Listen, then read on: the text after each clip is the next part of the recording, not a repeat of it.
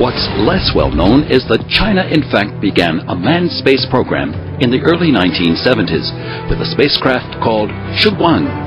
A launch site was chosen in Xichang in Sichuan province.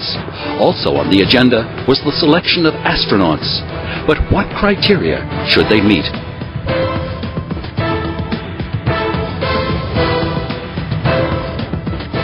When the former Soviet Union began the process of choosing its first generation of cosmonauts 40 years ago, opinion was divided as to who the ideal candidates might be. Mountaineers were suggested as they could acclimatize to the high altitude and low oxygen environment. Submariners were also proposed.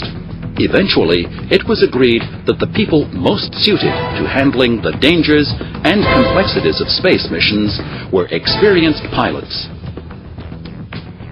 In China, the same logic was applied. Astronauts would be selected from among the country's fighter pilots, since they were brave yet cautious and capable of coping with unexpected situations.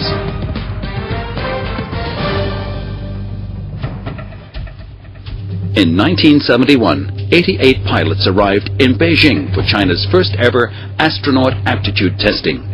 Housed in a small, heavily guarded building, they were forbidden to write or to telephone their families or to make any contact with the outside world. Anyone who might have seen them would have found them quite unusual, in that they were apparently in perfect health and yet wore hospital pajamas and were subjected to detailed physical checkups in the mornings and played basketball in the afternoons.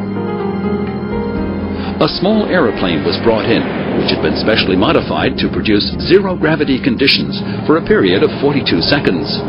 A video camera was installed at the front which recorded the entire process of 300 zero-gravity tests. In May 1971, an astronaut training and preparation team was established, made up of 19 pilots who had passed the initial tests. However, due to the complicated political situation at the time, the team was disbanded before long, and China's first attempt at a manned space program ended.